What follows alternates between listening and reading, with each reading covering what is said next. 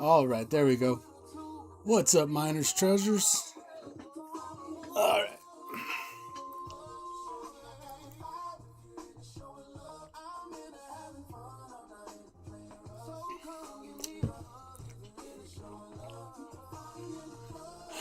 Cool.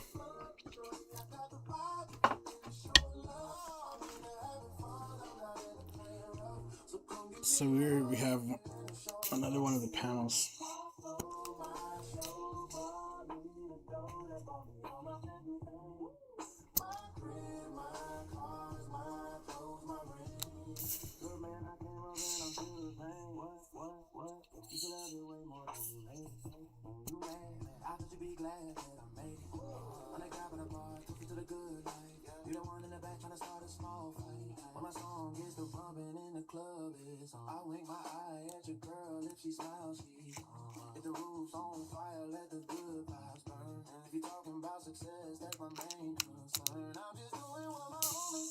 Alright, weird.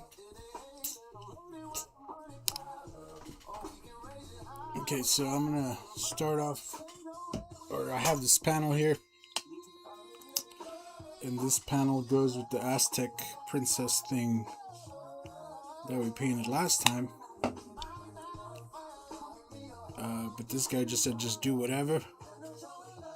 And I have a folder over there with some more Mayan stuff, so I'm gonna, pick out a few things and we'll work off of that.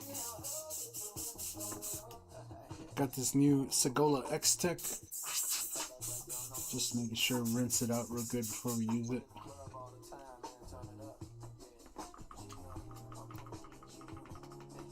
What's up, 420 Dragon? Let's go down here.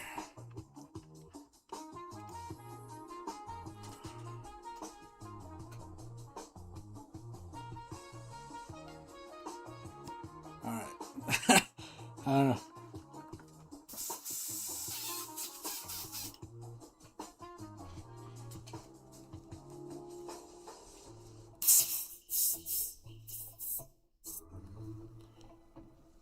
Cool. So we're going to load black in this one.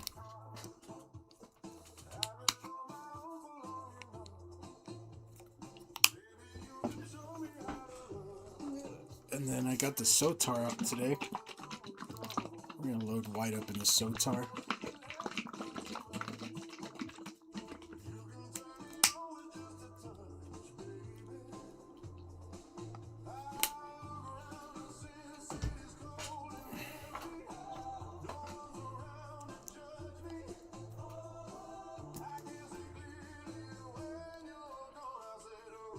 What's up, Mr. Steve Leahy? How's it going, sir?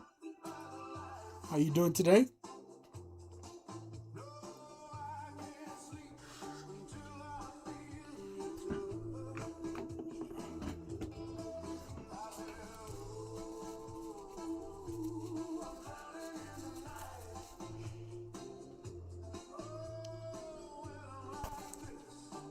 Okay, get some white in the Sotar.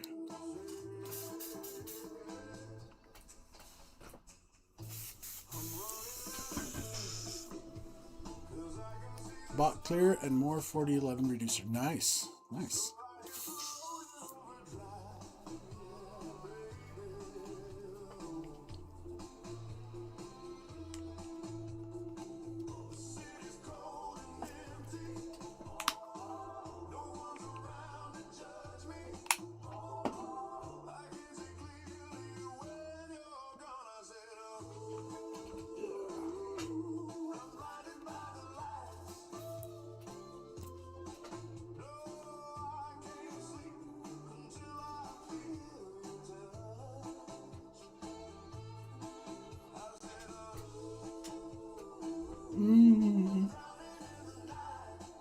Have you ever tried 4021? Yeah, that's what we're using right now. We're using that good old 4021, and we have some more of both coming. We have some more 4011 and 4021. So I'm starting to run low. Let me get these prints over here.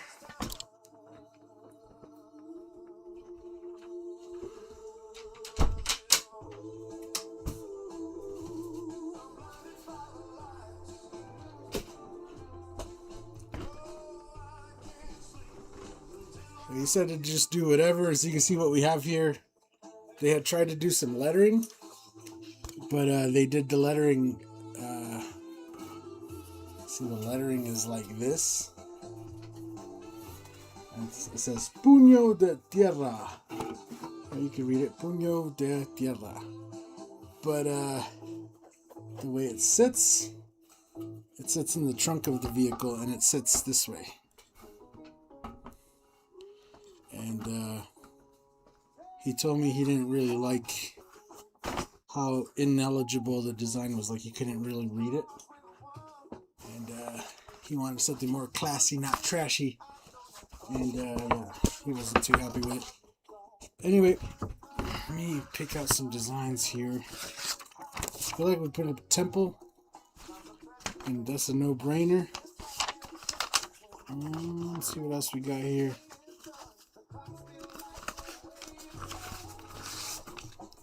Got this guy. I like this guy. We'll put him over here or something. Not super detailed, but you know, we're gonna work him in like he's standing over here. Maybe put the temple there. Maybe put like a, you know, some scenery back here. Let's see what else we got.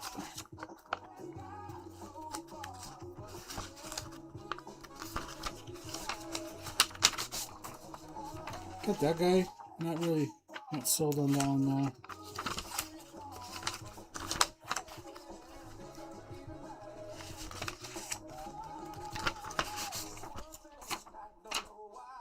See, in the ship over here, I'm not going to use this because it's way too small, but I want a ship coming in over here on the side. Maybe some clouds and some fog and a beach. Pretty sure the temples are nowhere near the beach, but a man can make it his own, you know?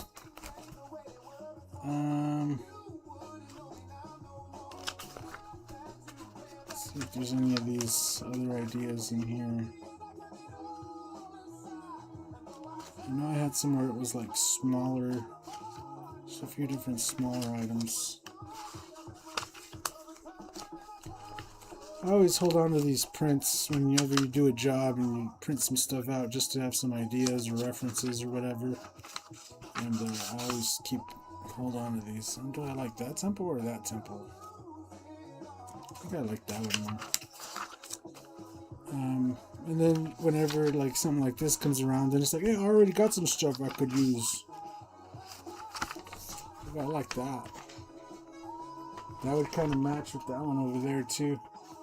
If we did her in a corner, but facing this way. So we'll have to cut her out in reverse. Maybe we'll do that instead. I like that. It has to be facing inwards though.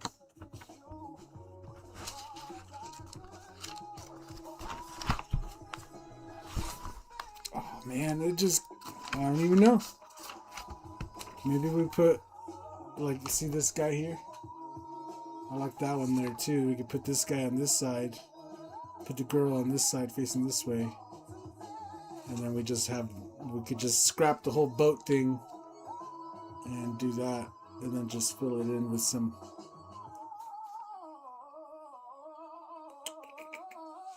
I don't know. Maybe I like my original idea more, I think. Just look through here and see if there's not something else.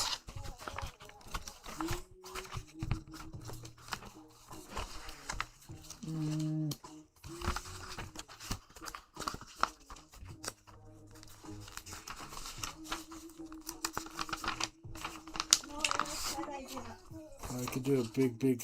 Oh, that one's better. That You can always shade it. Well, yeah. But no boat, because there's no water. Yes, there is. Mexico has water on both sides. I'm just saying, like, not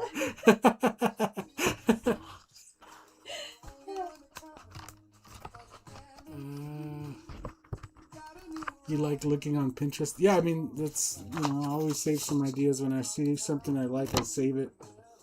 Just, it's always nice to have some references, and especially when you show up somewhere to paint, it's always nice to like, oh, what do you think of this one? And what do you think of that? Alright, so I think we're going to go with this I like how she's holding the cup and stuff in the headdress. And it'll match with that panel over there. If we do her on the side over here, put this here, and yeah. And at first I was like, man, I'm gonna have to cover this whole thing. He said he didn't really care. He's gonna put candy over it again. So I'm gonna just try to like blend this into the background somehow. Wherever it lands, and then we'll just add stuff kind of going around it and maybe try to use it wherever we can. Other than that, we're probably just gonna black it out and do the whole shebang and shaboodles. But yeah, I think those two are gonna work. And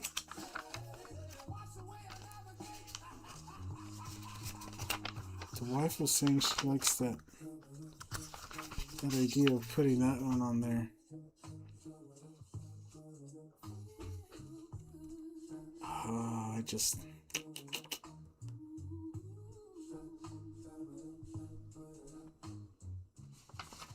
I like the Jaguar too. That would be cool, like right in the middle.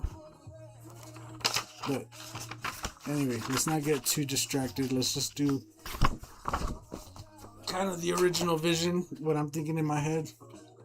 And we're going to start with that, and then we'll add in and continue as we go. Kind of have a free range on this, so it's nice to just have some fun with it. And we're going to start off with this chick here. We'll cut these two out to start, and then we'll go from there.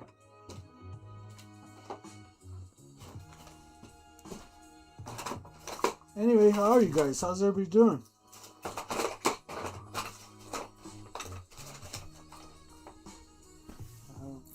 Blade? Hello? Where be me blade?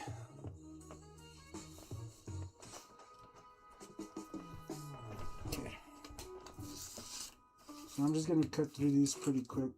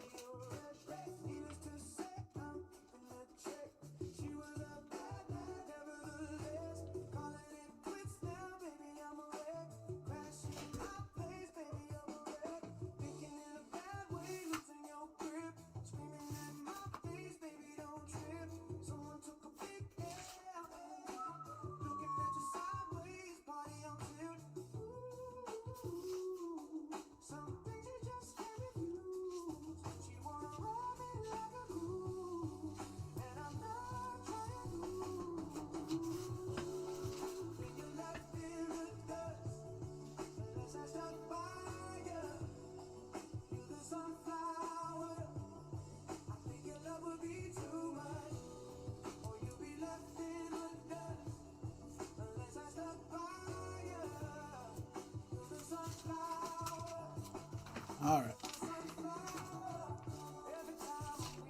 So we're going to use the back side of this. So I'll put it right about there. Give it some space in the back. And today's a great day to use my magnetic pins. Available on maxairbrush.com. Great for working on steel panels like this or any other type of vehicles.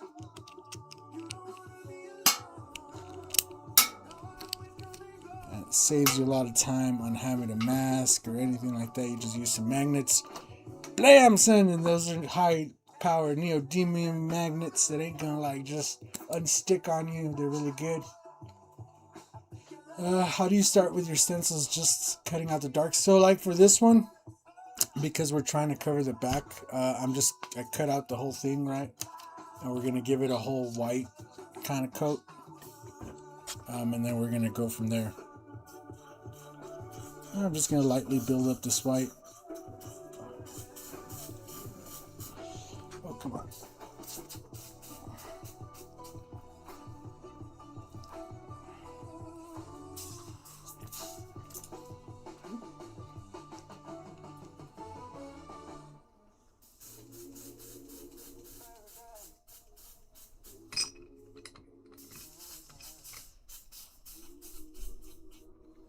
Of course, there would totally be something in there.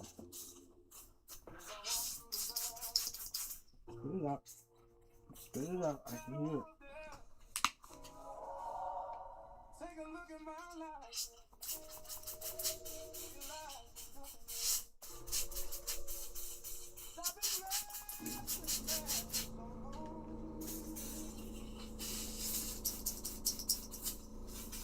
I can hear something.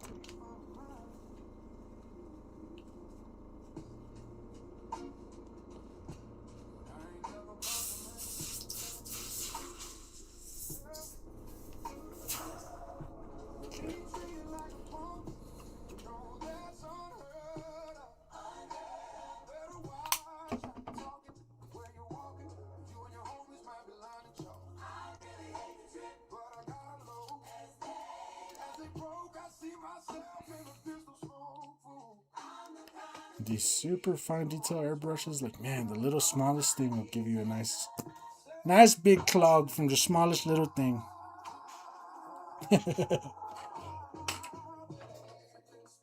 Alright.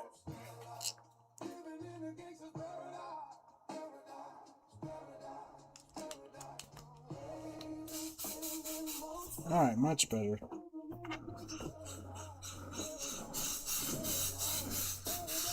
Now we just got way too much pressure. There we go. Turn that down.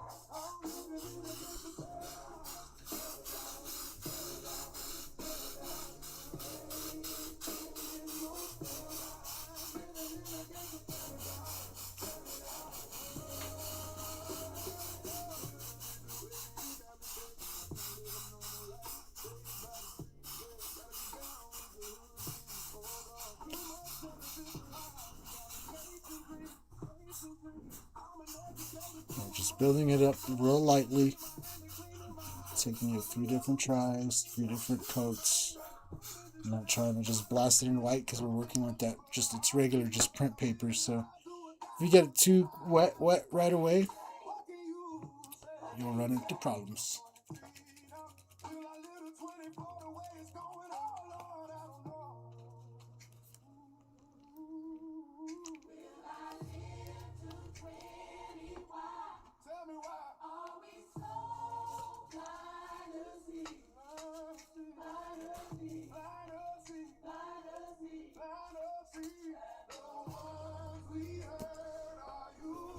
Okay.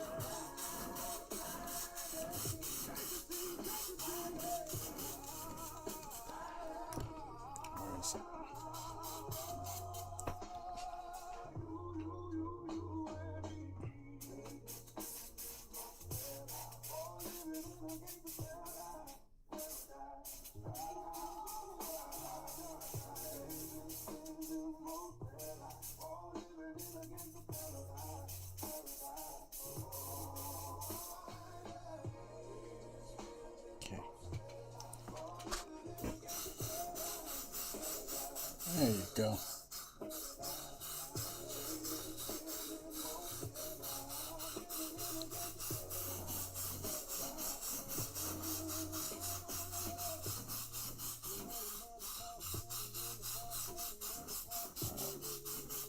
Give that one more coat, but I'm just going to let it dry again, let it flash over. In the meantime, I'm going to cut this temple out because we got to do the same thing with this tempered. And Mayan.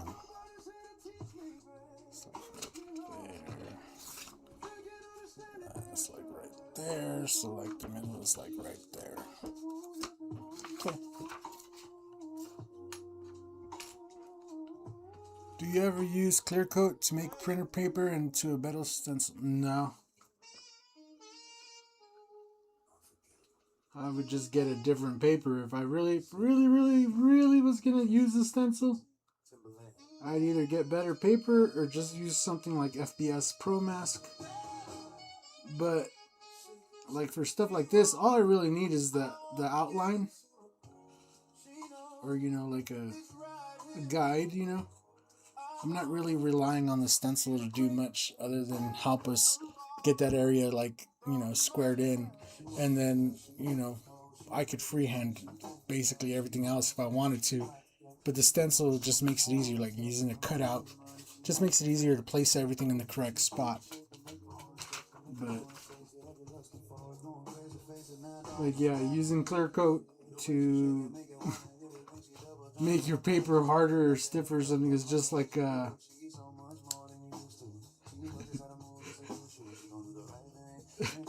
would that be the same as like I'm trying to think of a good analogy. Oh man.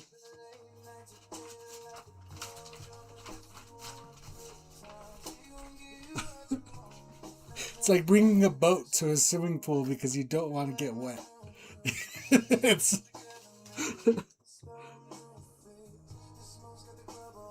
like you want to get in the water, but you ain't trying to get wet, so you bring in a boat.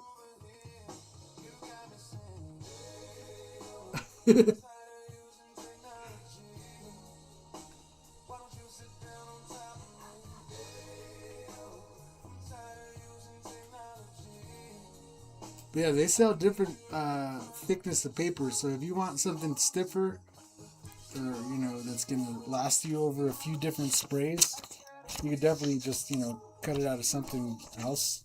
I wouldn't even use paper. Like we sell Mylar stencils, and we use Mylar for a reason. Is you could use it 1,000 times and you just wipe it off and then use it some more, and it works great. So.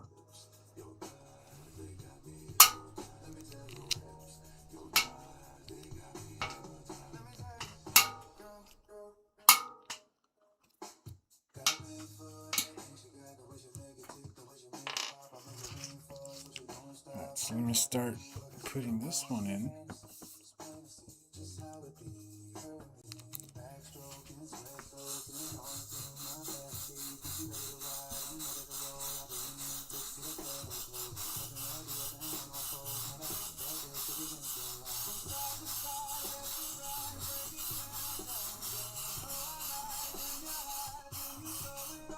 What up, Bobby Silva? How's it going?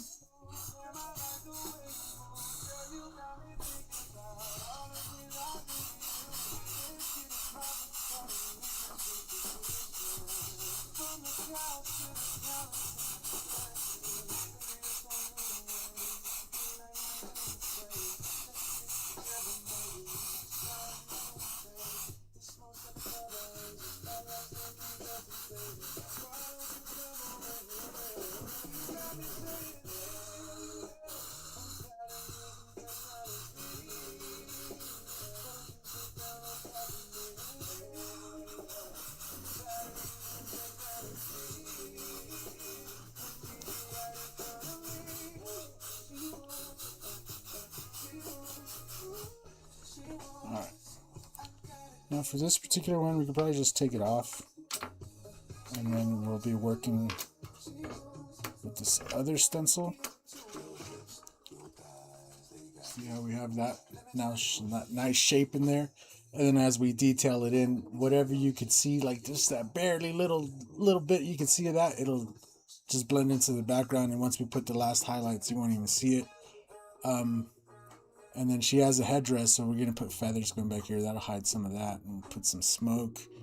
Probably put some smoke. Her little pot here of coffee. We're going to call it coffee.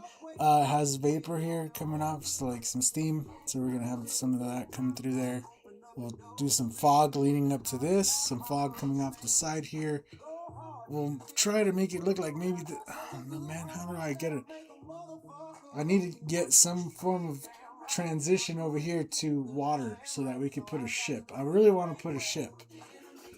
So, can you print on the Mylar to use a different type of machine to cut it? Why people order custom stencils from you? Because we sell specific designs that will take you a long time to cut. Or, yeah. Mylar is also hard to cut. So, if you've never tried it, like, these are questions you must try before you buy, you know? So, yeah. Why do people... so you can cut it using a cry cut or something like that. Though your results may vary, because again, you could probably cut through thin Mylar, but like the one that we sell the stencils for, or stencils with, it's thick stuff that's gonna basically last you a lifetime under normal use if you're just using it for painting and stuff, right? Whereas, paper or whatever is just a one-time use. But there's certain designs that even if you were like, I guess if you took all day, like you might get yourself a honeycomb stencil, but it's going to take you all day of cutting each individual hexagon, is going to take you all day long. So just ordering it is, hey, it's already a honeycomb, and you just peel it off and use it,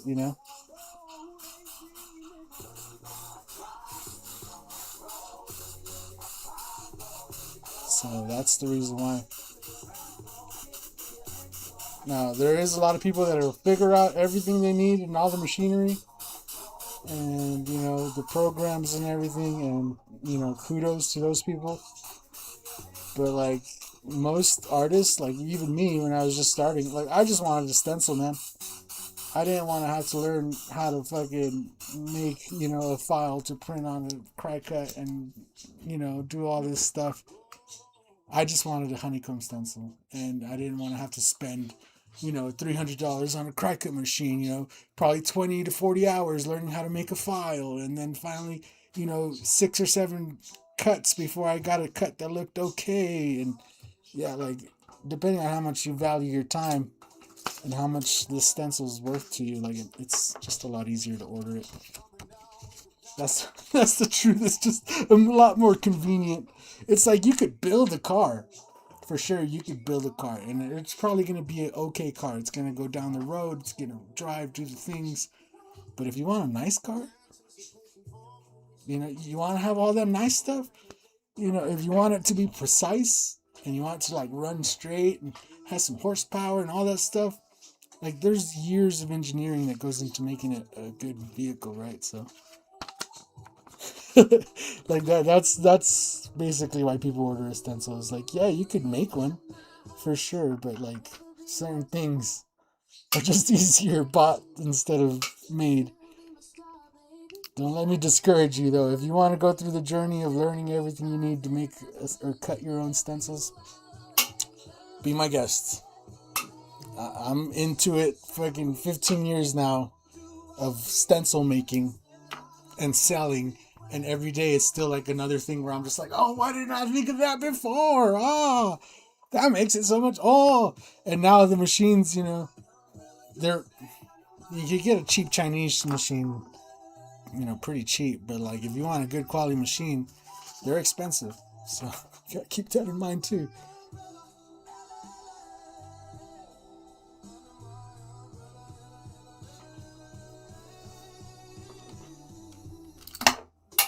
Alright, so I'm just back masking these real quick.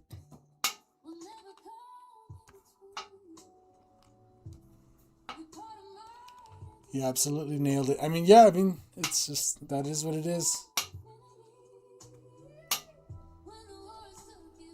And yeah, like there's a lot of stencil manufacturers. I make stencils. There's like Tommy Ham makes stencils. Art Tool. There's which ones have I seen? I know there's like a few different companies on Amazon also. And I'm not gonna knock any of them because everybody has their own style, their own way. What my style of stencils maybe won't work for you. Maybe they do. Maybe you just like their design more than mine. You know, we all have different views and different ideas on how you want a certain piece of artwork to look. So I'm probably one of the only stencil makers that'll be like, go out and try everybody's stencils. Buy some from me, buy some from Tommy Ham, buy some from, Amazon, and make your own decision of which ones you actually use and you don't. Stencils are like toe straps too, though. I don't know if you have a truck or not. Yeah, spend the $20 and you got a slamming stencil, or you could spend 6 or 7 hours trying to cut one good stencil out, and I don't know. But yeah, I'm probably one of the only guys that'll tell you to go and buy from everybody.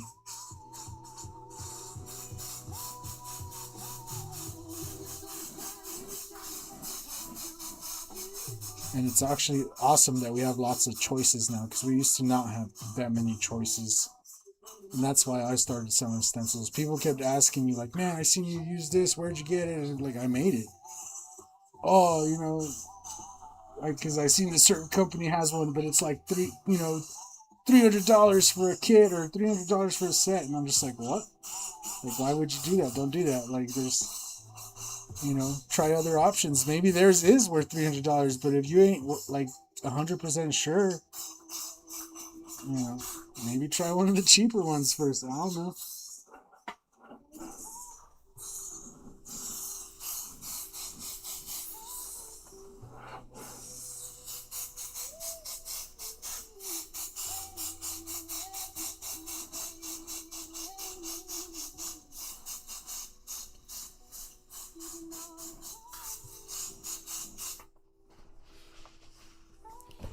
And it helps support the channel and the artist. Yeah, I mean, here, our stencils go a lot towards helping just keep this place going, helping, keeps you motivated to going live and helps pay the bills around here and stuff. Like, we're not a big corporation or anything like that by any means, so.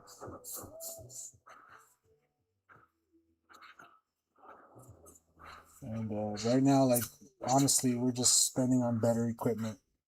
So if you order something, it's to get us better equipment so we can make you better products in the future. That's my thing too. Is like, I don't want to sell a bunch of stuff that's made everywhere else. Where'd you get that? For my Valentine's candy? Oh, okay. Jeez.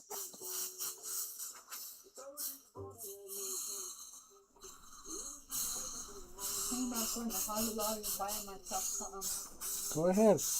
Well, Elizabeth said she's doing Market Kitchen down today.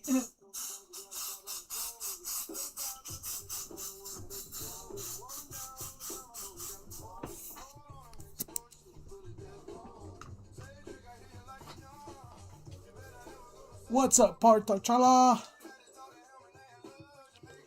But yeah, if you see an artist out there selling stencils, shoot, give them a try. Ain't lose nothing to give them a try.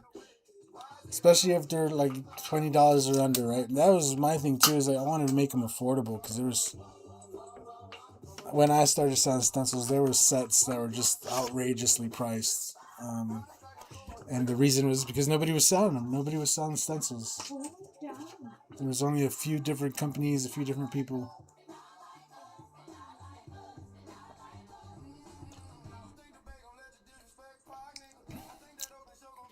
Quality over quantity. I mean, yeah, what?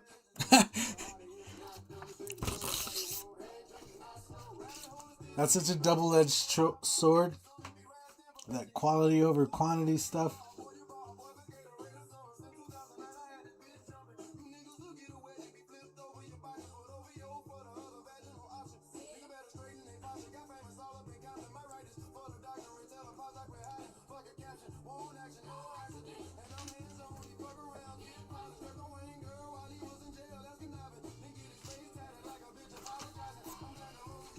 I've seen a lot of people, not a lot of people, but I've seen certain artists use that as an excuse to really just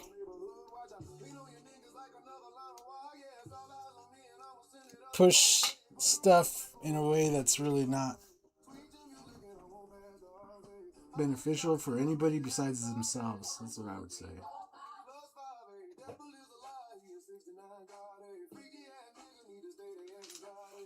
Because why can't you do both? Especially if you've been doing it a long time. A long time. But certain people only like to work, 2 hours a day, 3 hours a day. So they'd be like, yeah, quality over quantity, bro. It's just like, nah, hold on. You could be producing a whole lot more. You're just choosing not to. That's not quality over quantity. That's just kind of like lazy over hard work. It's just because you're the only one that can do it or something, and it's just like, I don't know about that.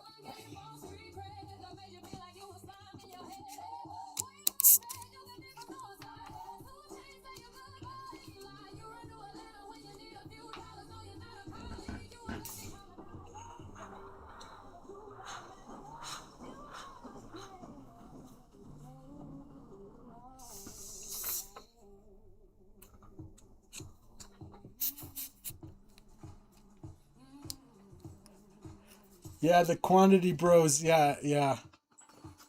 It's like, man, I'm just happy painting. If I could get a painting out every day and just be like chill, I mean, that would be a lot better for me as opposed to stressing, that every painting has to be the maximum, bestest ever quality, most amazing 3D realistic painting ever, and then it just feels like you just have all this pressure.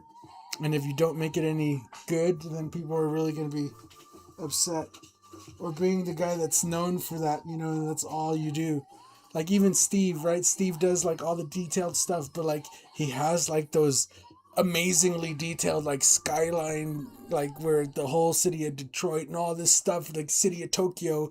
But then he also does those 543 paintings where it's just like a simple 2 hour ordeal and he gets them in and out, but it's still in that same, style. So I'm looking for a straight edge here. I thought I had one, but I'll just use some tape. It'll just be easy.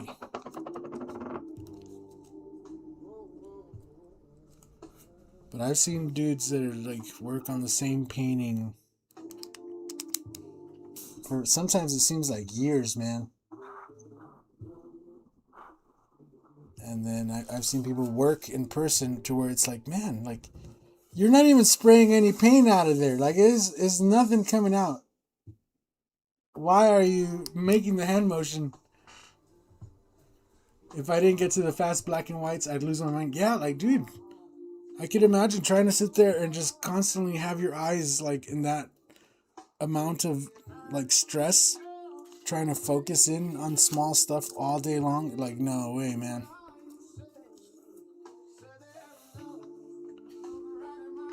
It's like, because that's why I look at your artwork and I'm like, yeah, that's cool. But like, I'm not going to try that, right? Like, I'm not going to go that detailed. It's a little too much for me. But like, I commend you for going through that because it is a lot. And I think a lot of guys don't see that. They just see the detail and they just think, oh, that's cool. But to me, it's like, man, mentally, I'd be like, ugh, every time I finished one of those.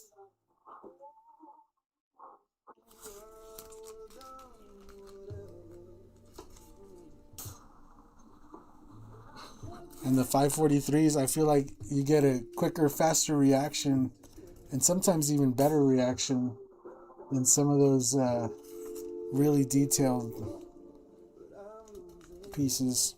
I enjoy the real detailed pieces for sure, and I think we all do, but sometimes seeing those 543s come together so quickly makes it pretty cool, pretty awesome.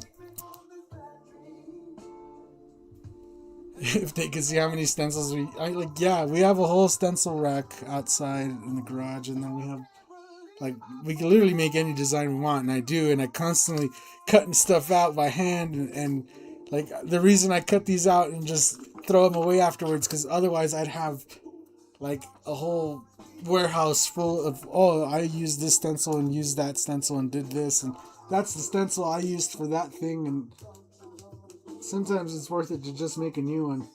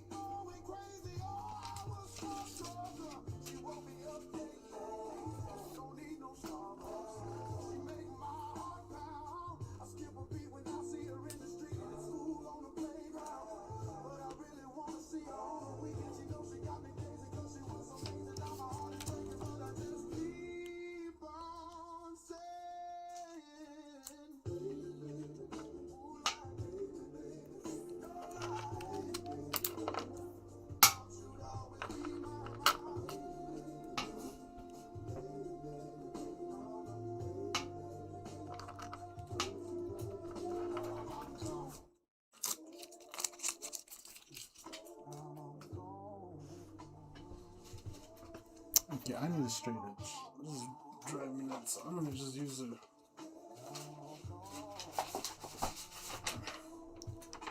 I'll use this guy. I don't think we need this guy.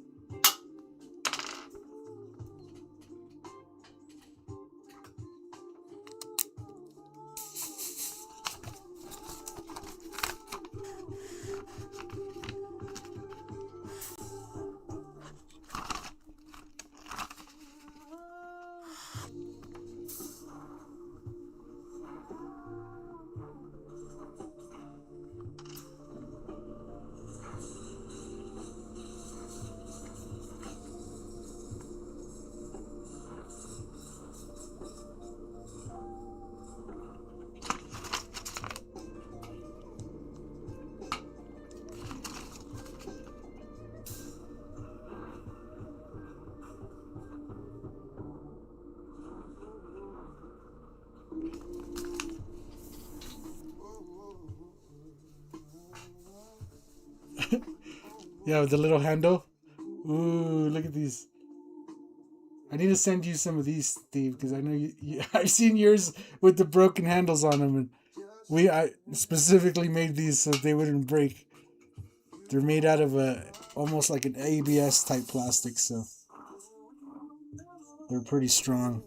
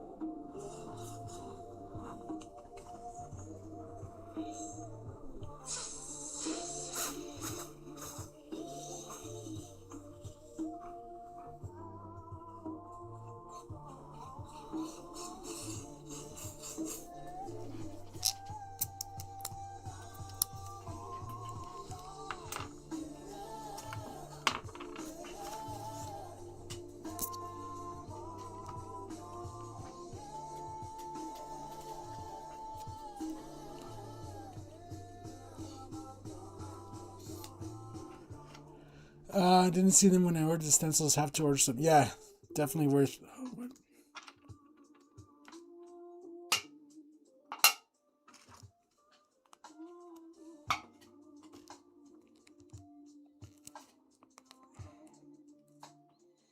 These magnets are too strong.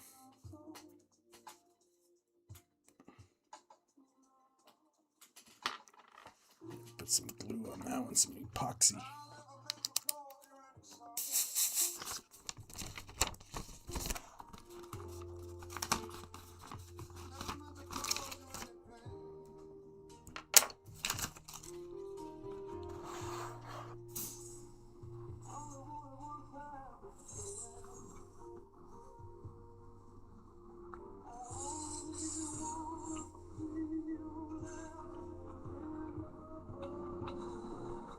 Purple rain, purple rain.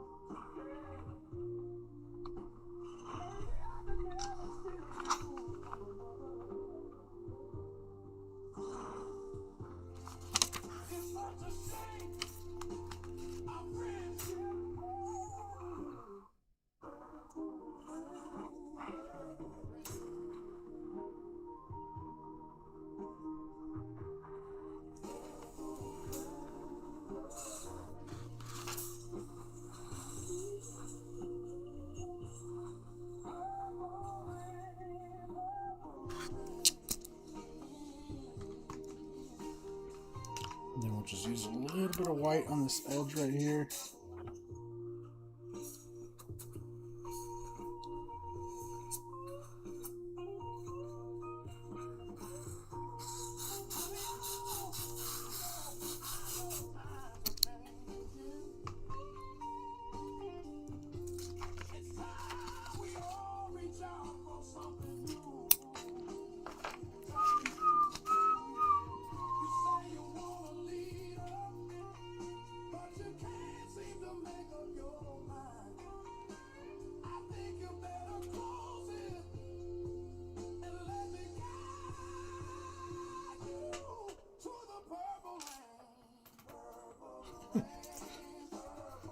Purple rain, purple rain. Oh, jeez.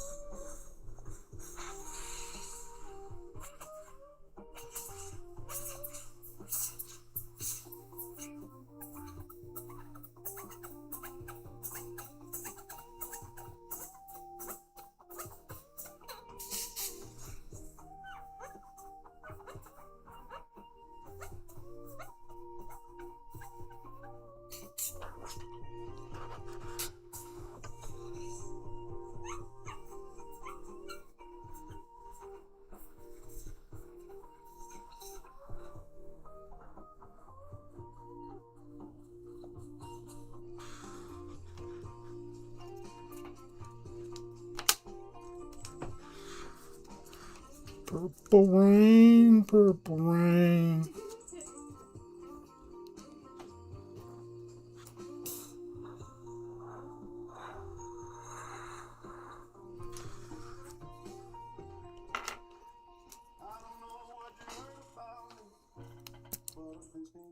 Look at this dumbass. Oh no. The car thief. I was looking at his pants. Oh no. He walked by the truck. Oh no, the truck's not back there no more. But Aha. he's like, I don't know. He's glancing in our yard. Yeah. Of course. Alright, so we got the temple in there. Gonna leave it like that for now. We'll come back, we'll add some more detail accordingly. Gonna kind of focus on this, and that way we can kind of start working our background in and work our way over to the ship that's gonna be over here. Right on, Steve. Thanks for hanging out, man. Enjoy your food.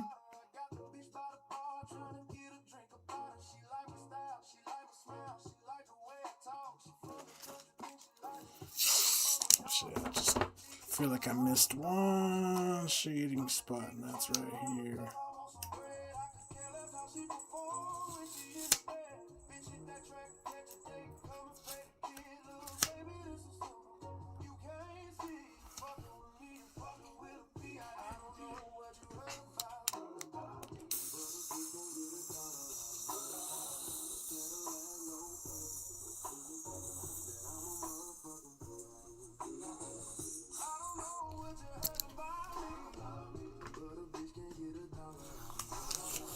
There you go, that's a little better.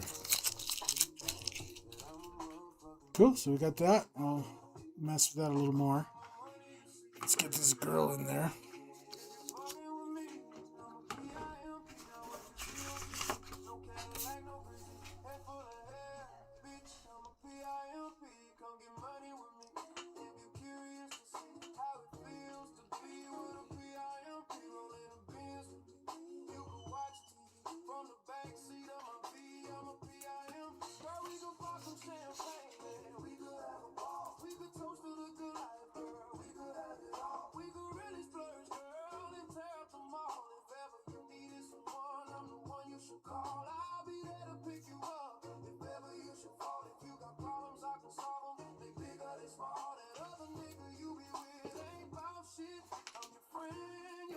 We'll keep the headdress on there.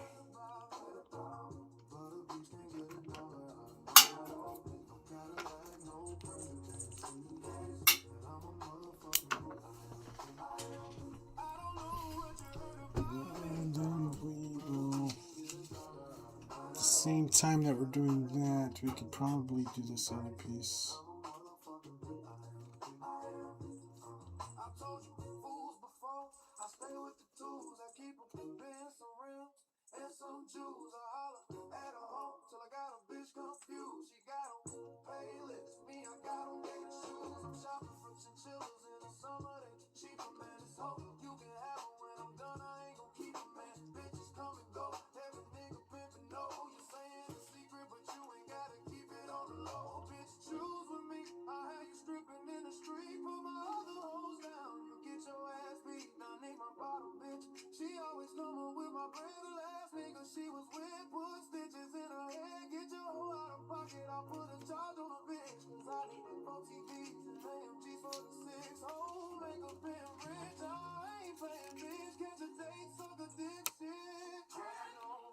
Alright, I'll keep that one and this in there.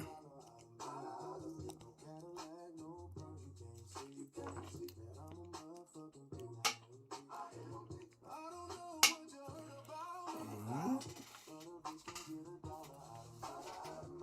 I'm just trying to cut these out accordingly.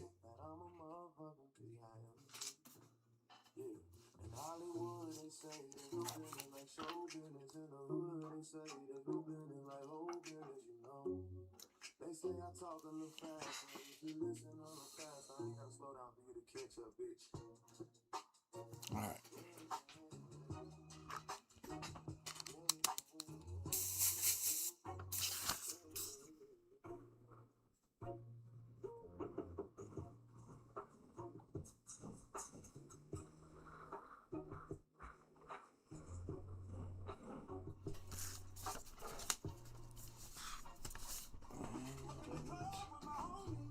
I need, where did I put my stencil at? I always keep it nearby.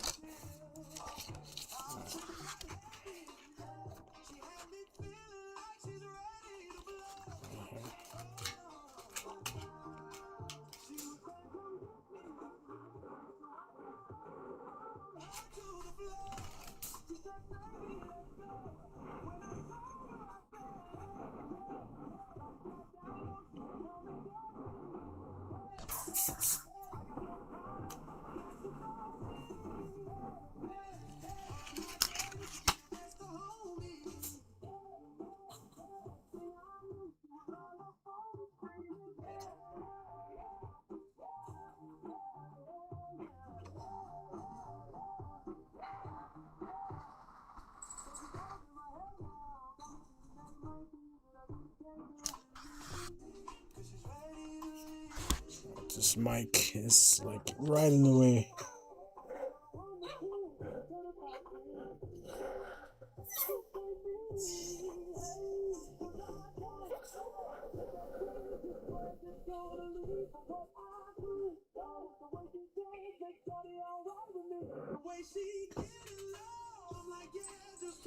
Alright, now we need this one last bit right here.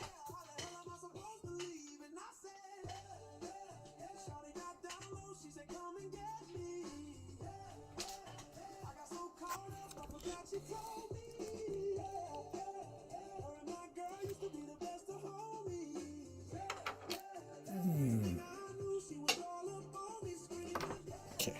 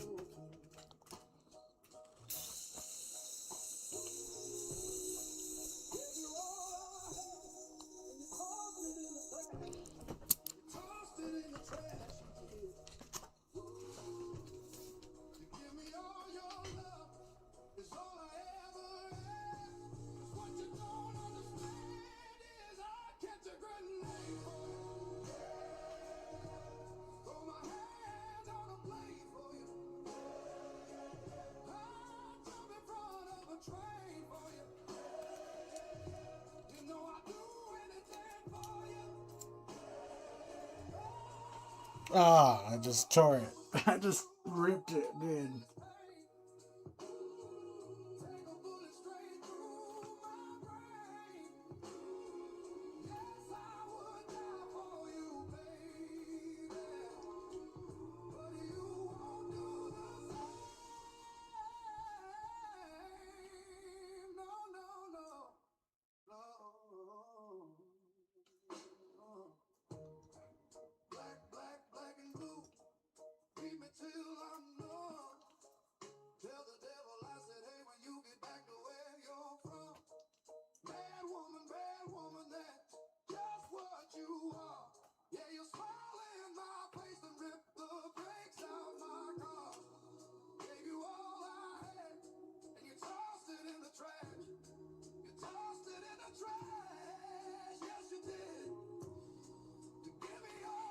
Okay.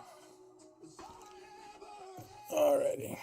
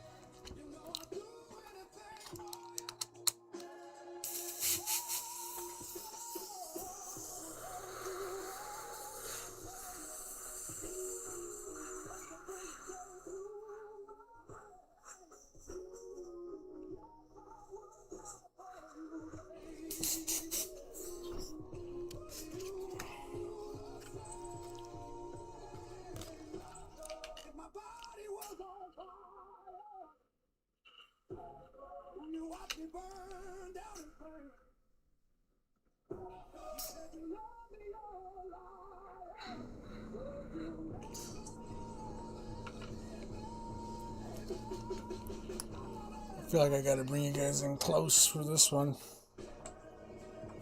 Otherwise, you guys are kind of looking at nothing. And I can just do that. There you go.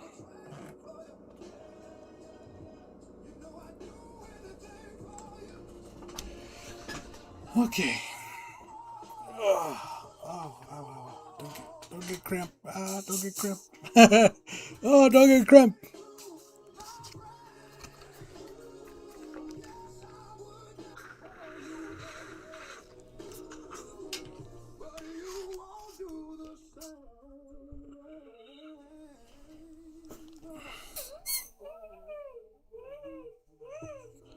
Feel like that's still not a good angle for you guys here. Let's get you guys even closer. Hold on.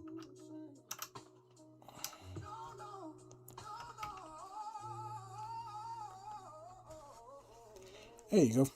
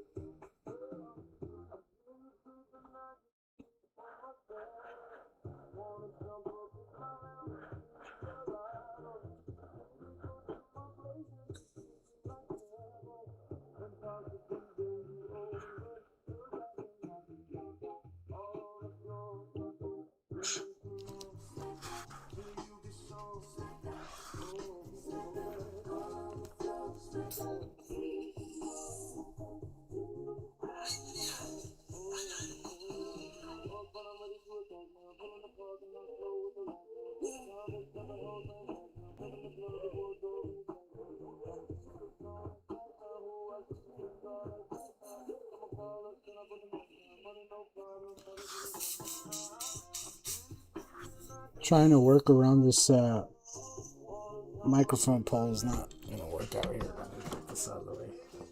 That puts my hand in a really awkward position. There you go.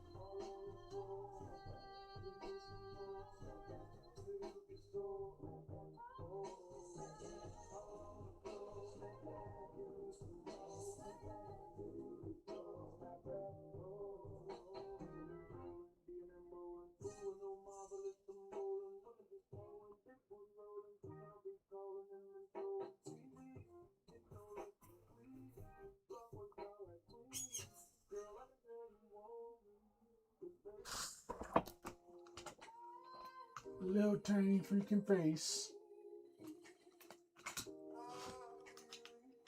Oh wait, that's not the airbrush I need.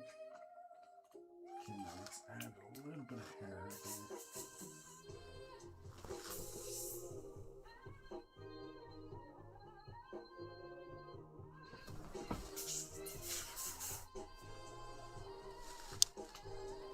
Give me paint.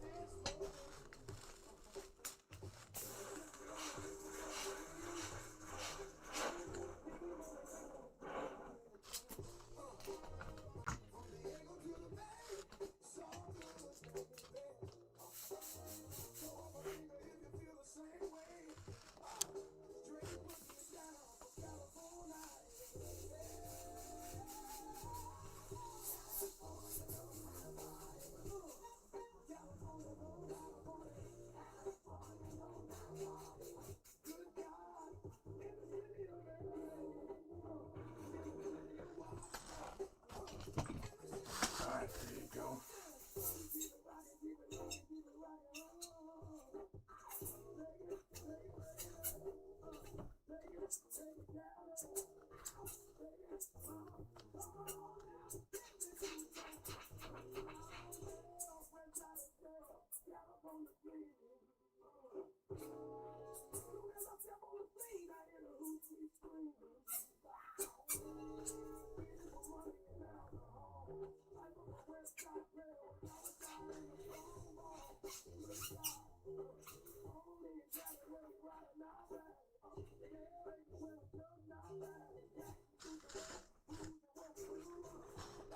Alright.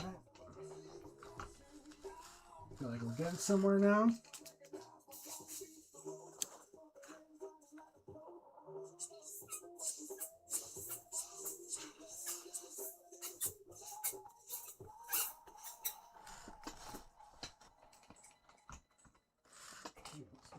Focus. Actually, it's bottom one.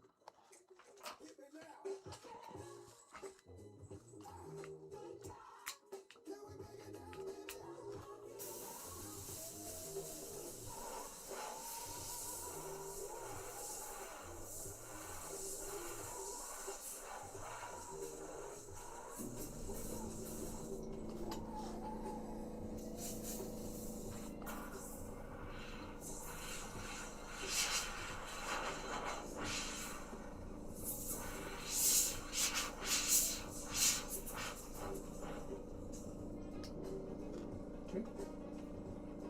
And we can get the coffee cup in there. Totally not a magic potion juice box.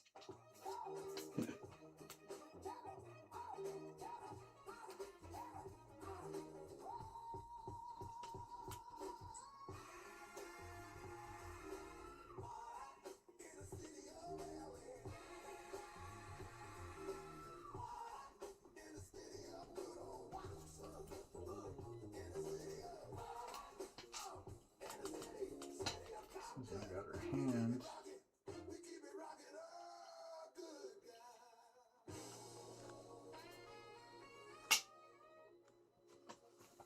Okay. Almost forgot the mic was back there for a second. Jesus.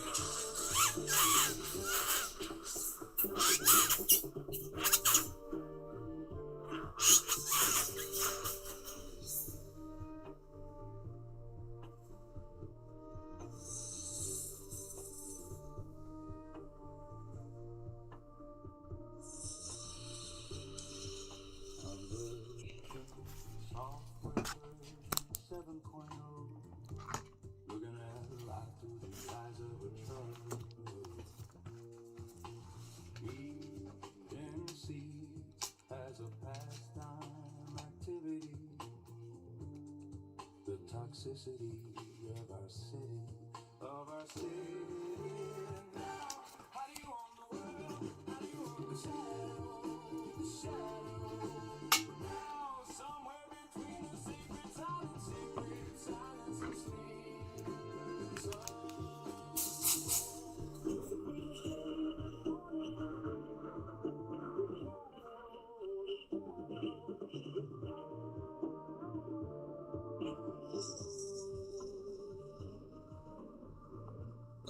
The shadow.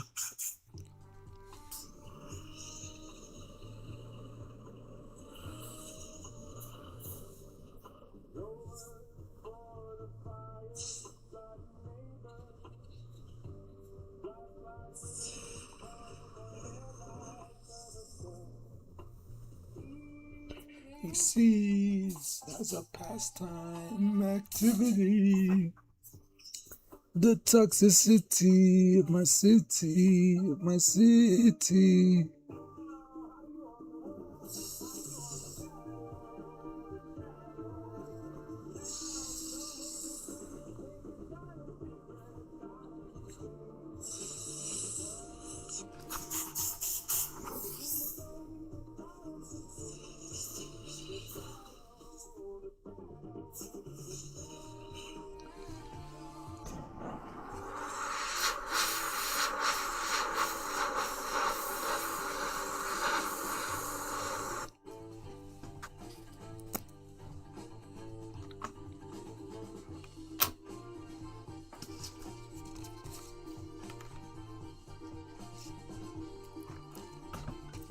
Whoa, whoa, whoa. It's like not knock anything down right now. Hold on.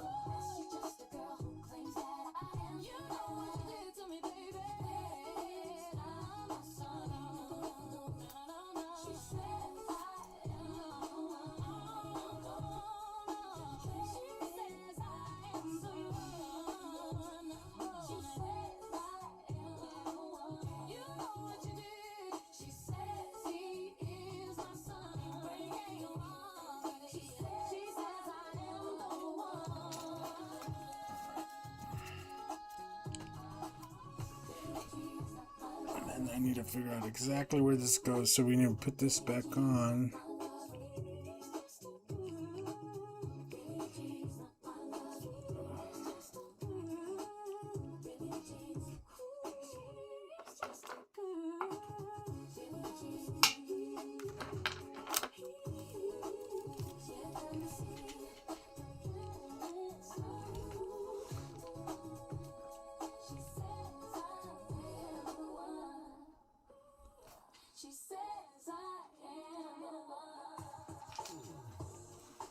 Then we can put this guy right up in there.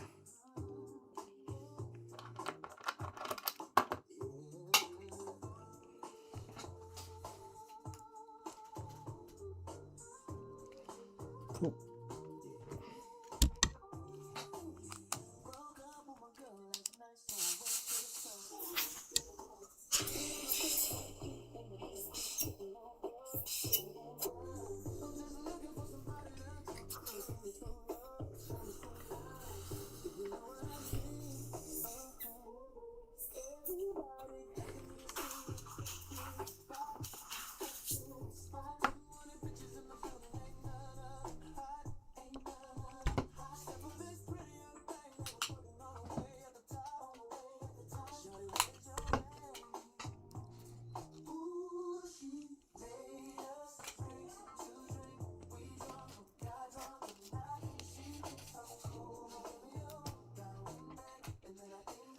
What's up, Manny Fresh? Easy size tip do you use on fine lines? I mean, anything below a 0.5 is pretty good for making fine lines.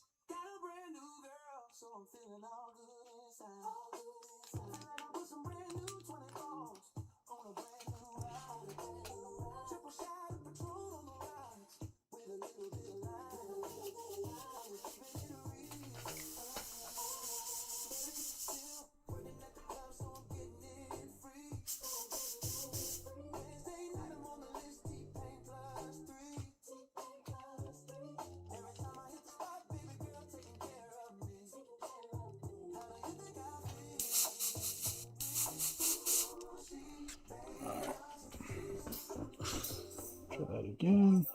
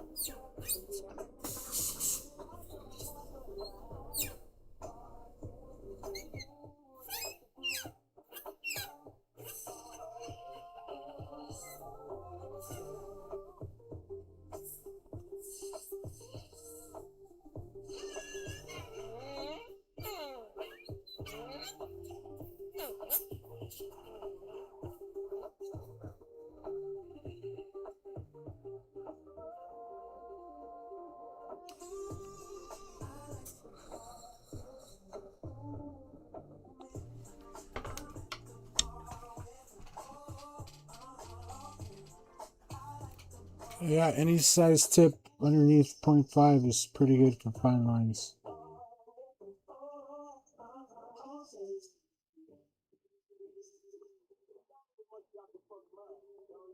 Point 0.5, 0.3, 0.2, any of those.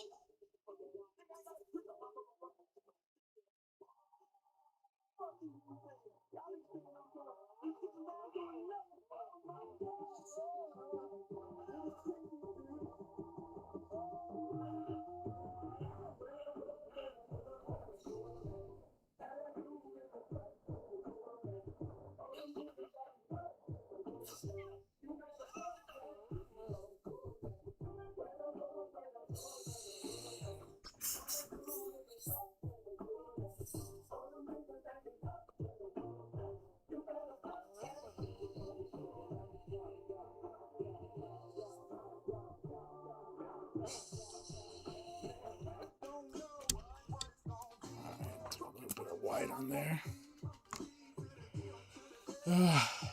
What's up, Charles? Charles Rob Billard. Is that all one name? No way. Charles Rob Bill. No, Charles Rob Illard? Or is it Robert Illard? I don't know. Love the story about Panda Pipes, but kind of sad. Oh, yeah. Gee, I had forgot about Panda Pipes till you just said something. We still have his pipe sitting up on the mantle.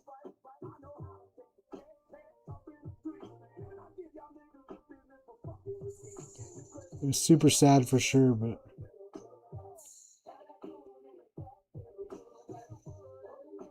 it's crazy. It's just crazy the way it happened. It was sad.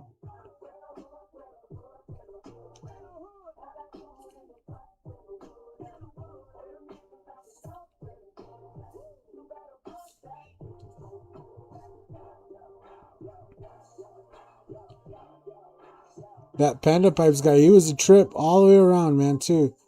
'Cause he was like a judge from Tennessee or some shit.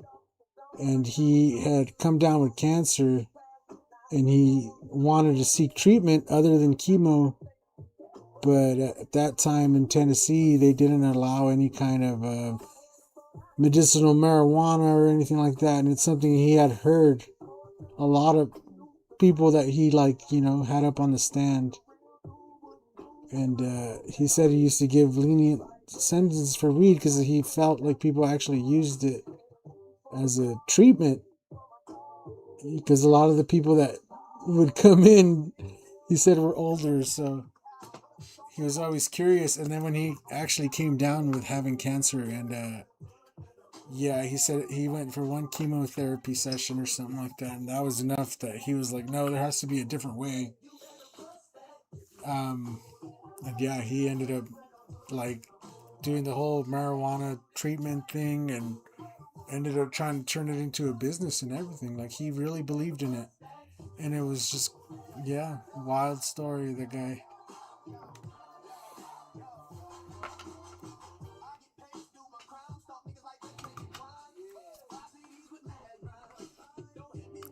You still have his number in your phone? I mean, it's probably not his number anymore, but it's crazy.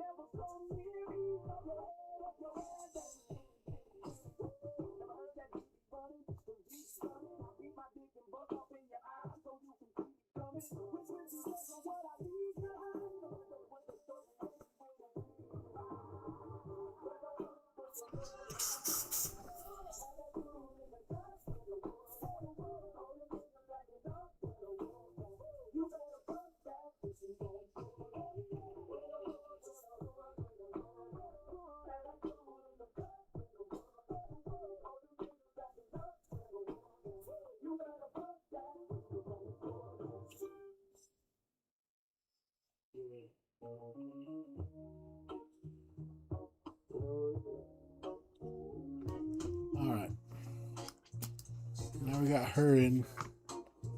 Work again. We might do some more little details and highlights. It's not a very. It's like. I know you guys were up close, so it makes it seem like it's a really big thing, but like, she's honestly smaller than my hand. The temple is about the size of a hand, you know. So, at this distance, it looks a lot better than up close and personal. You know, if you're at a lowrider show and you're staring at people's stuff like this, don't be surprised if somebody comes and bops you on the back of the head, like, "What the fuck are you doing?" Just letting you know now. Don't say I didn't warn you. Alright, so I'm just gonna focus on getting some fogs and stuff coming this way so that we could focus on the ship over here. We'll slide this over and we'll get the ship into the working area, because working area is like from here to here. That thing's hanging off over there on the other table. See the table end right here? And that whole section over there is like, I mean, I could just slide my chair over and work on it, but I'd just rather move it over.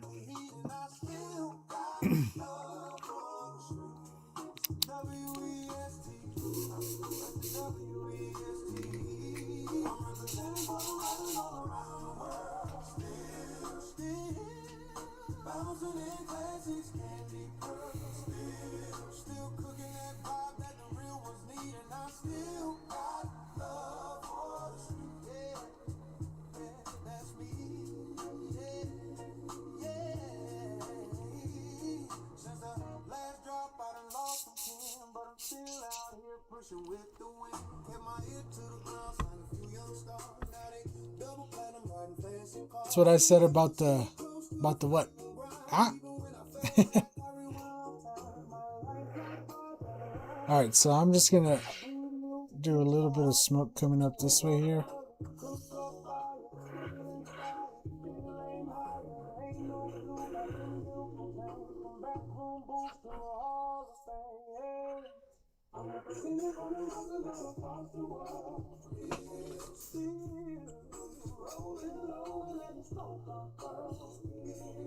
We might go back and hit some black around there and then come back and highlight it again just to kind of get that gold whatever lettering in the back, kind of set it even farther back.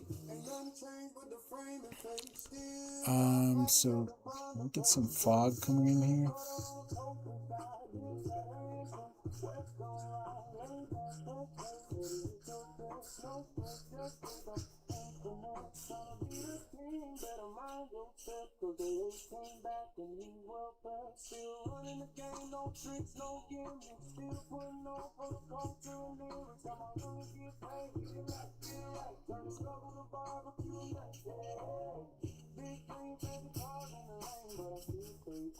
Now put the fog right up to your headdress, and then we'll come back and we'll eyeline it with some black just to reiterate that the fog is behind her.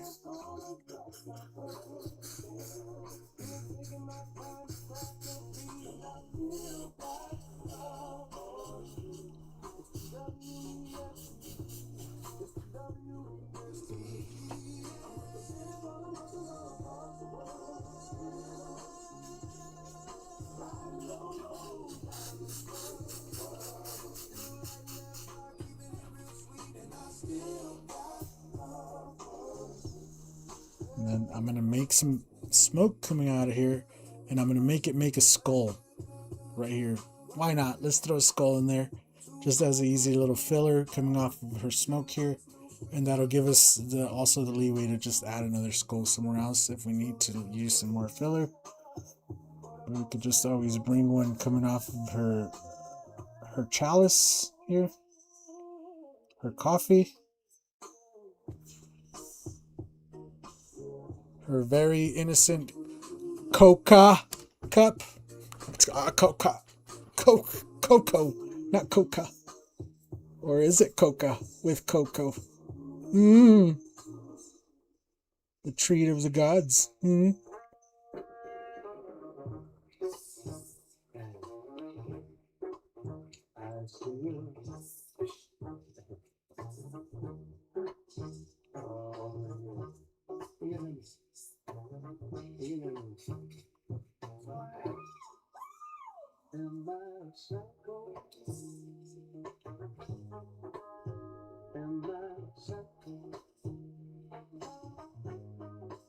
Mm-hmm. Cycle.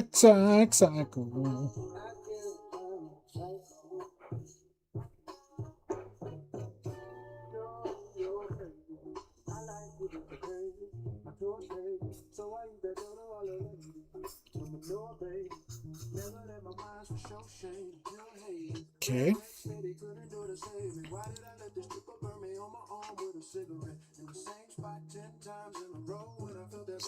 Thinking, processing. We have this bottom area right here. And I just want to throw some texture on it.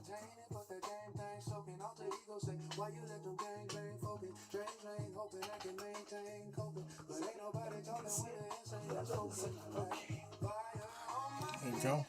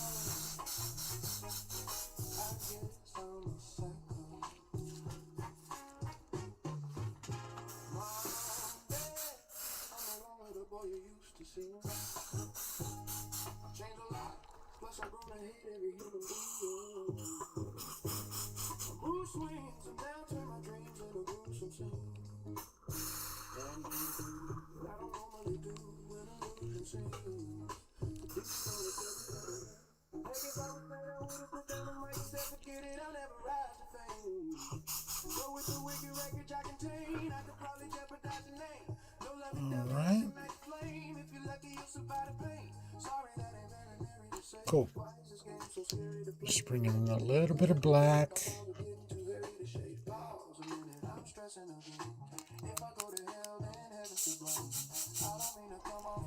That's what I said about the Aztec design. You inspired me to do my Loretta bike. If you notice the imperfection, you're too close. No, it's not that. It's just, there's certain things at certain distances where it's really not going to matter, dude. Like, you could put in the detail if you want. But, like, if somebody has to get that close to see the detail, like, it's a point of diminishing returns, right? Like, you ain't going to really get the most out of that because nobody's going to ever get that close. So when you look at this drawing from this distance, it looks pretty good.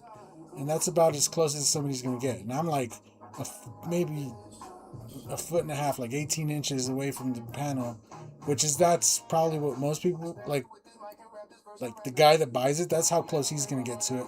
Most people that are going to see it are going to see it from like across the room, right? And when you see it across from the room, it's going to look like, damn, that's printed on there. Like, it's going to be hard to tell. And that's all I'm saying is like, at most car shows, lowrider shows, anything like that, most people don't get that close. And if you do get that close, it's like, what the fuck are you doing? Get away from my car type thing, Because, if you want to nitpick the artwork and get really close and really see, like, what, you could do that with anything, basically.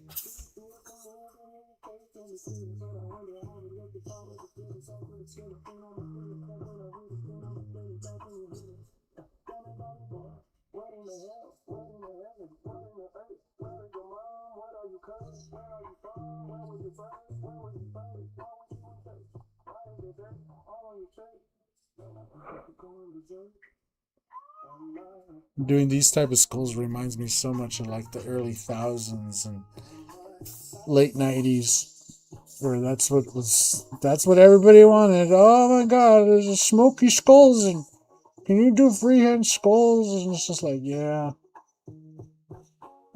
And now I sit here and I just do them, and I'm just like not even entertained anymore, man. It's just another skull going on another thing. But like that type of stuff was like all the rage back then. And I just, yeah.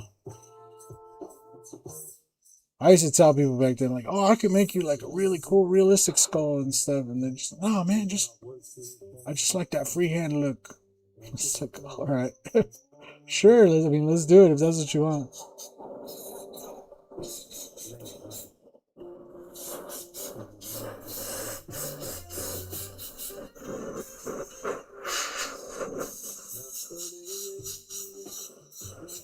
And this guy's gonna spray candy over this, so a lot of this stuff in the back, like it's really gonna be like an afterthought.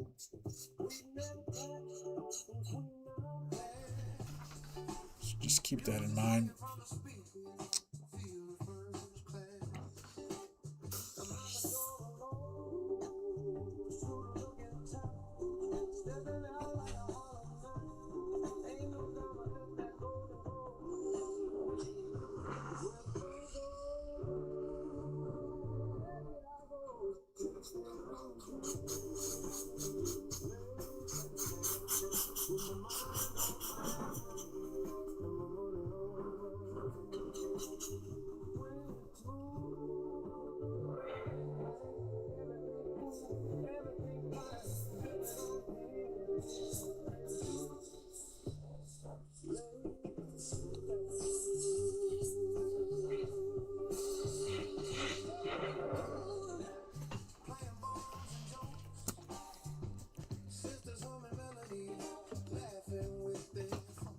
So, like, yeah, there's certain stuff you could probably get away with when it's something small and it's something that's going to be looked at from far away.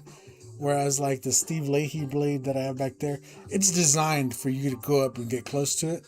And it looks pretty darn good, even when you get really close. So, yeah.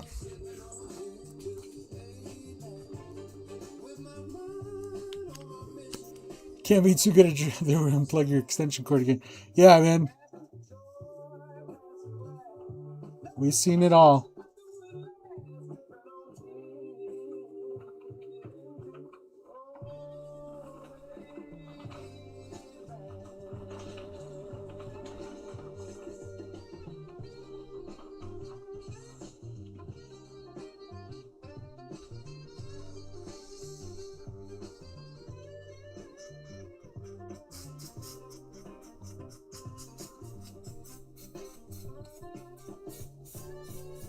So now we bring some of that fog coming off the temple there, going off into the background. We got our chalice here. We're going to bring in some crazy smoke.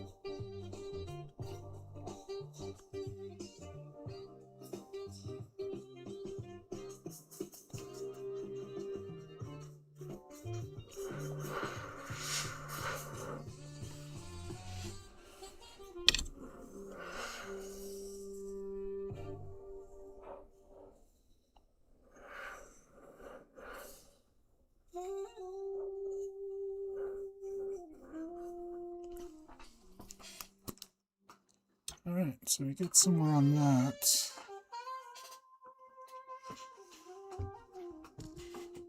Let's get you back out of the way. Okay. We can do a little bit more work on this temple here.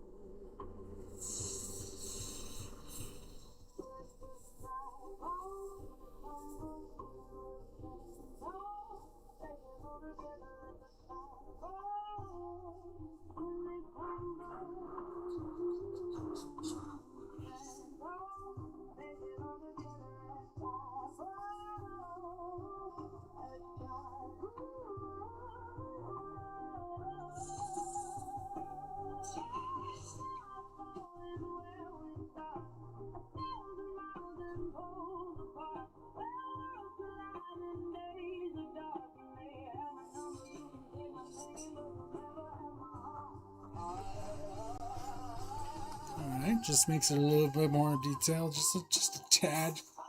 Don't need much.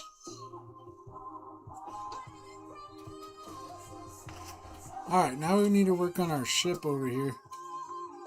Our non-existent ship at the moment.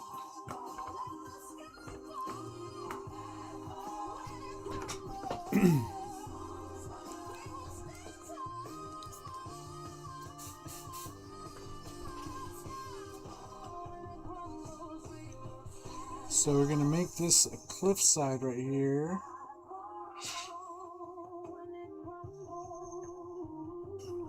I'm going to put some of that fog coming in there from behind. And then we're going to turn that into clouds in the back over there.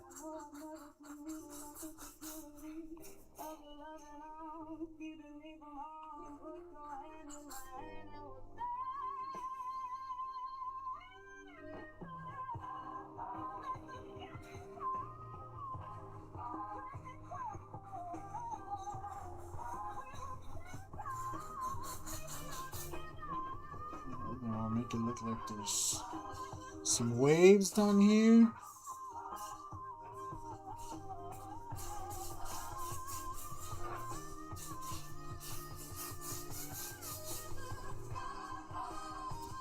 Okay, then out here in the water,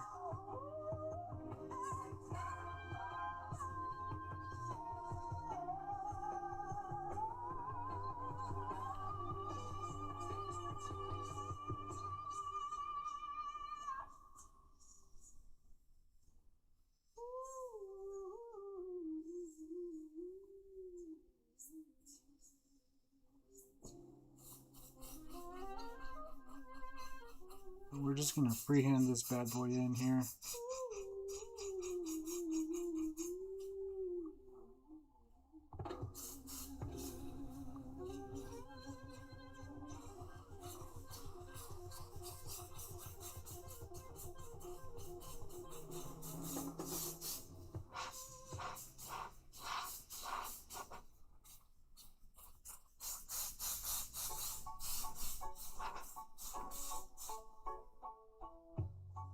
Something's got a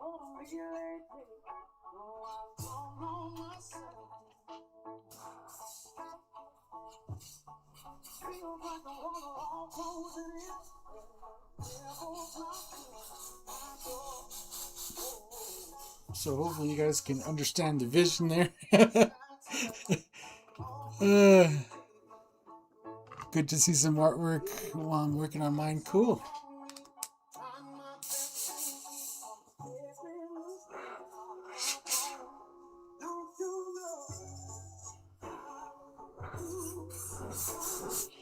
Wait, hold on. Nope, can't have that on here. Hold on.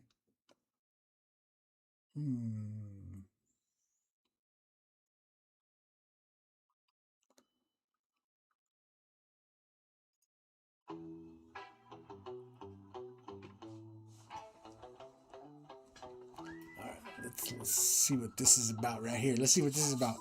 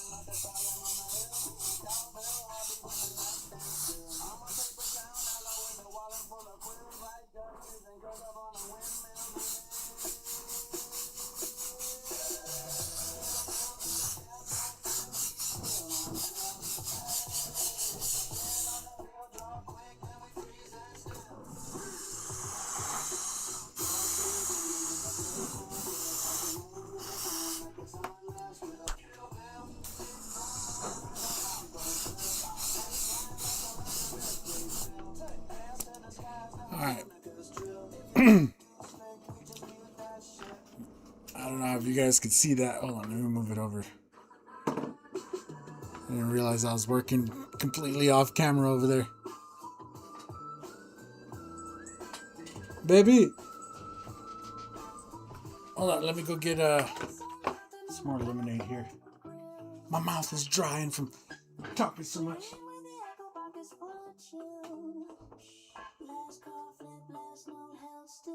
Kill Bill.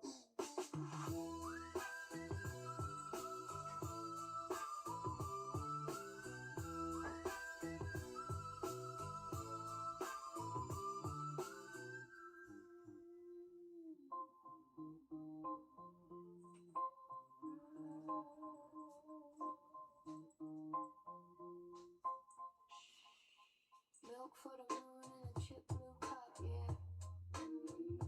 Neon yarns in the alley, foxes doing drive-bys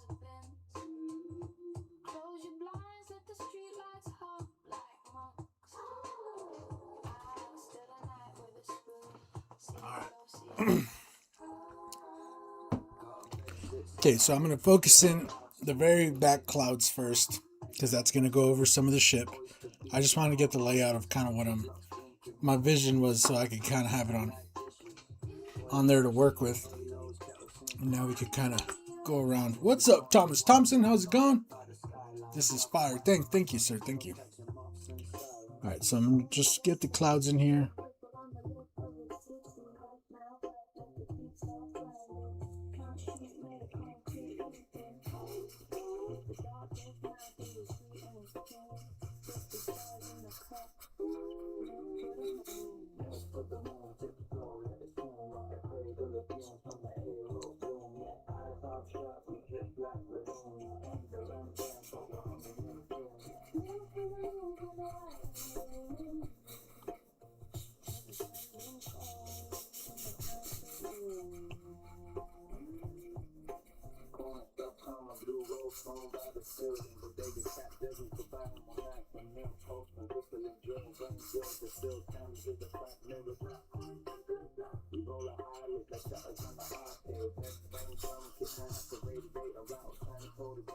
Alright. And then I'm going to use a piece of tape real quick.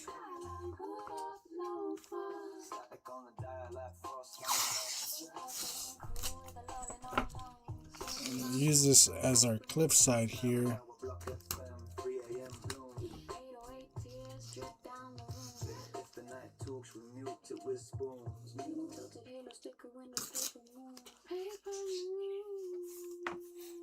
Just right there, just so we could get that cliff side nice and crispy.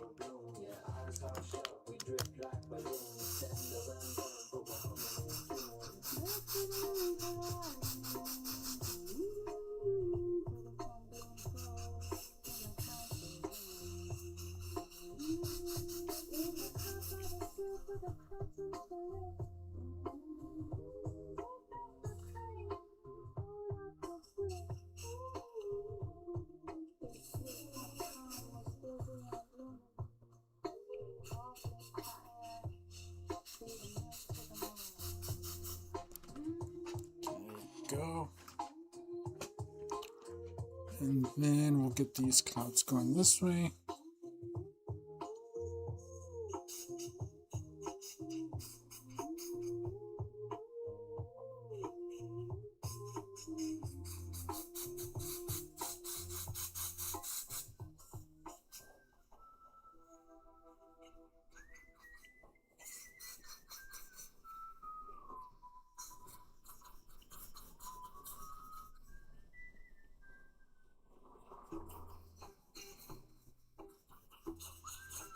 Just like that, nice and simple, nothing too crazy.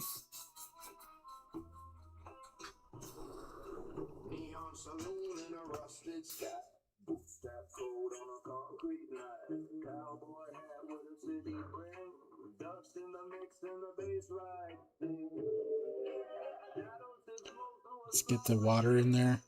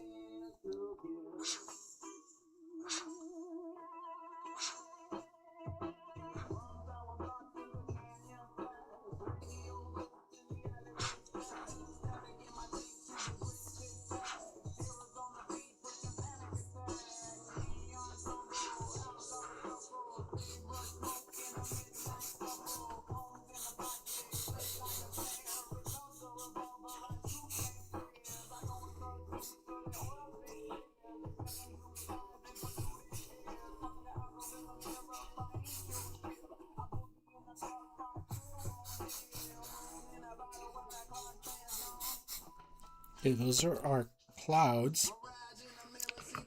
Now watch, check this out. I'm gonna just take some tape right here.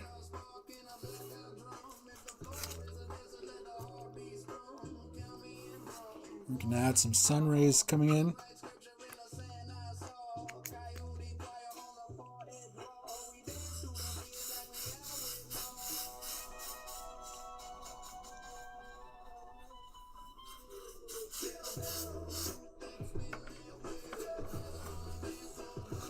Add one right there, maybe like one right over here.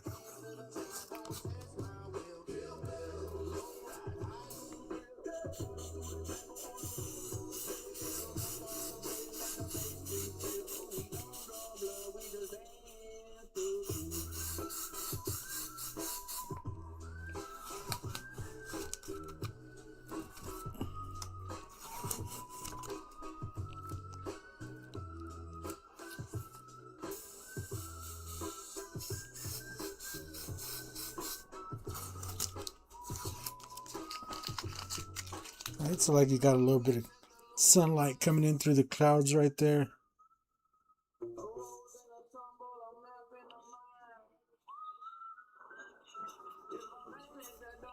Cutting in.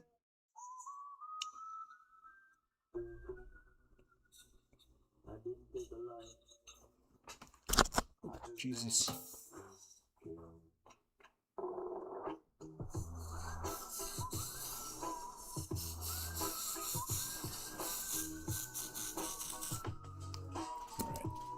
And then we cut in with the black and make a ship. In this case, it should be pretty easy. Well, actually, before I get too ahead of myself, let me put the sails in, because I want the sails in whites, and it'll just be a lot easier to do.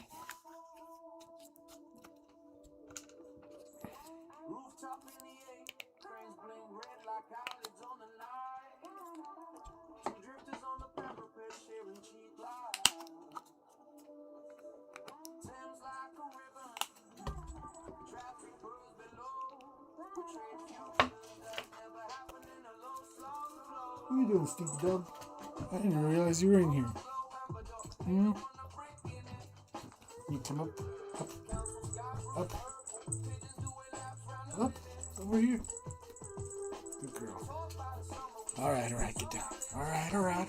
Okay, I get it.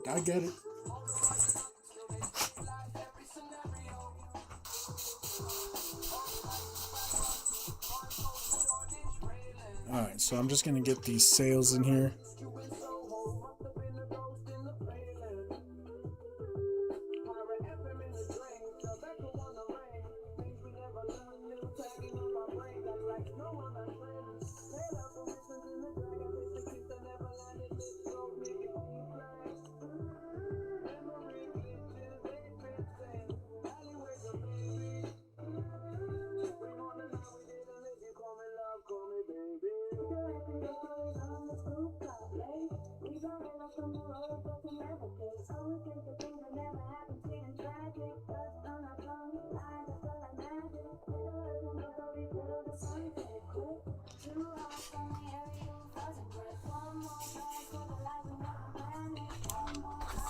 Microphone in the way. Get out of the way. Okay.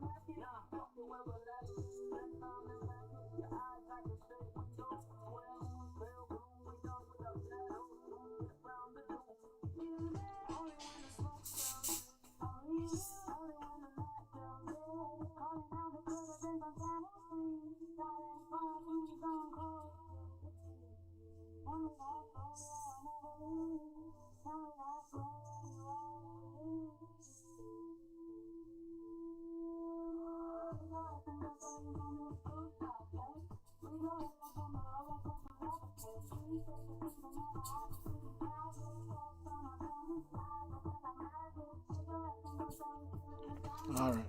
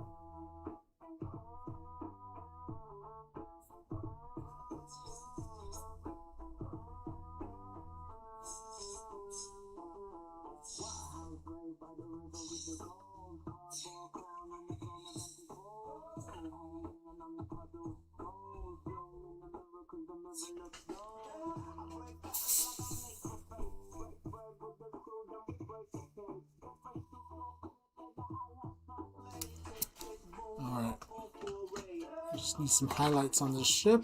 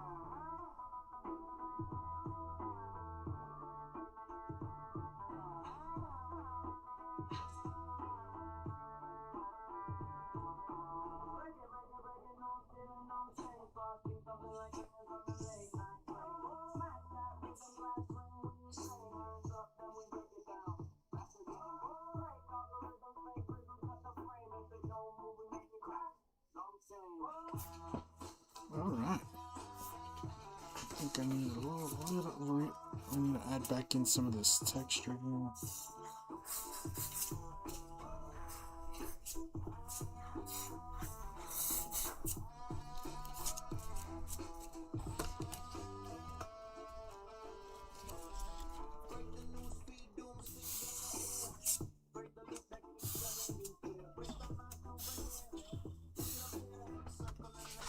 Go.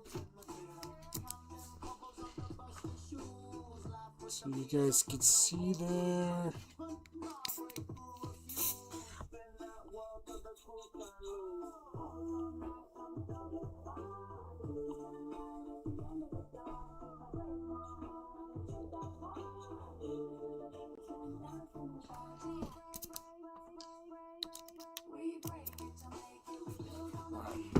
So let's look at the whole thing. Get you guys back out here. Let's make you guys go up a little bit.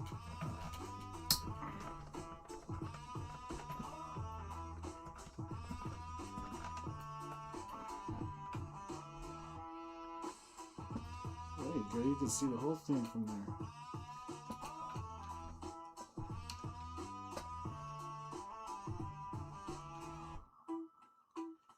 There you go.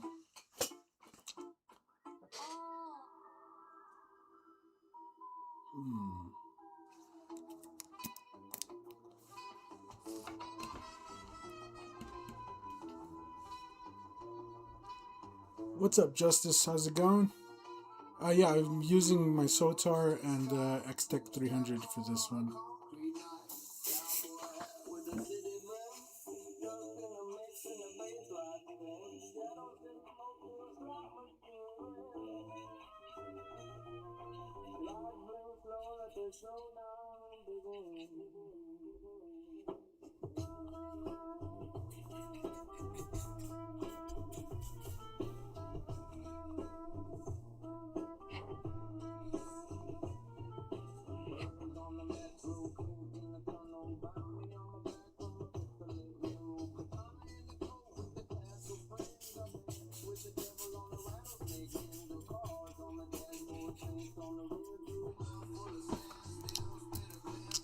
All right. Let's see, how long have we been at this? 2 hours? All right, so I might come back in. I'm going to take a break for now, but I might come back in a little while and just hit some little details with the brush. But I think it looks pretty good for just a little panel. I think it's like a battery cover panel for the back. Man, I hate this stupid camera thing. I just want to adjust the camera. There you go. And yeah, once he puts the brown candy over it, it's going to really, you know, get all together. I really dig the ship with the lights and stuff. I just need some highlights on the ship. I need some highlights on this. Maybe a few highlights on her. Just to bring those main three pieces out. You know, make them pop a little bit more. So yeah. I think I like that a lot. What's up, Jessica Scott? Yeah, hopefully you guys enjoyed that today. I enjoyed hanging out.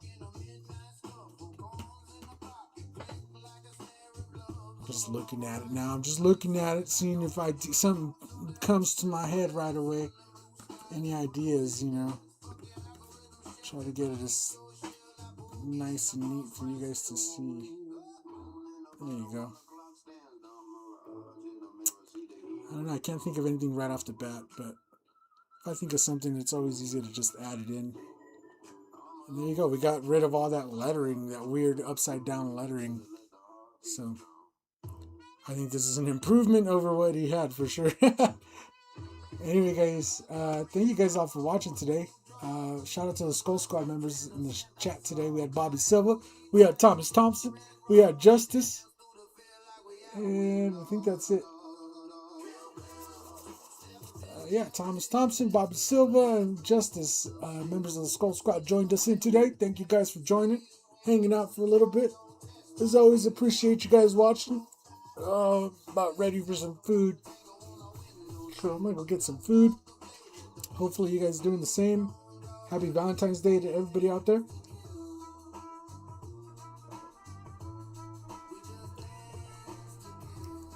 And we'll catch you again.